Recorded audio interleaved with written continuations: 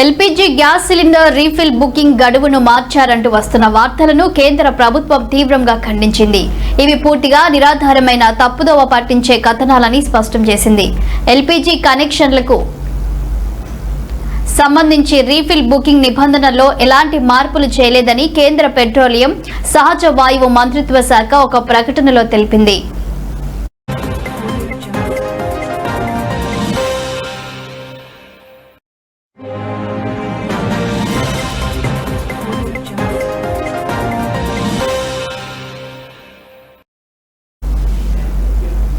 కొన్ని మీడియా సంస్థలు సోషల్ మీడియాలో ప్రధాన్ మంత్రి ఉజ్వల యోజన లబ్ధిదారులకు 45 రోజులు, ఇతరులకు 25 నుంచి 35 రోజుల గడువు విధించినట్టు ప్రచారం జరిగింది. ఈ వార్తల్లో ఏ మాత్రం నిజం లేదని ప్రభుత్వం స్పష్టం చేసింది.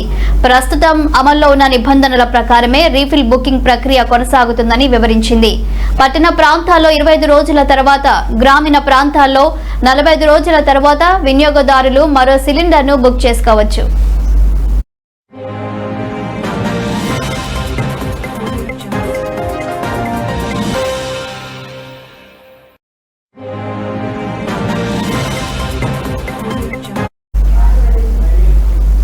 ఇలాంటి తప్పుడు సమాచారాన్ని నమ్మవద్దని, అనవసరంగా ఆందోళనతో సిలిండర్లను బుక్ చేసుకోవద్దని ప్రజలకు ప్రభుత్వం సూచించింది. దేశవ్యాప్తంగా సరిపడా ఎల్పీజీ నిల్వలు ఉన్నాయని, ఆందోళన చెందాల్సిన అవసరం లేదని భరోసా ఇచ్చింది. దేశంలోని అన్ని రిఫైనరీలు పూర్తి సామర్థ్యంతో పనిచేస్తున్నాయని, పెట్రోల్, డీజిల్ నిల్వలు కూడా పుష్కలంగా ఉన్నాయని పేర్కొంది. ఇదే సమయంలో పెట్రోల్, డీజిల్ కొరత ఉందన్న వదంతులను భారత్ పెట్రోలియం కార్పొరేషన్ కూడా ఖండించింది.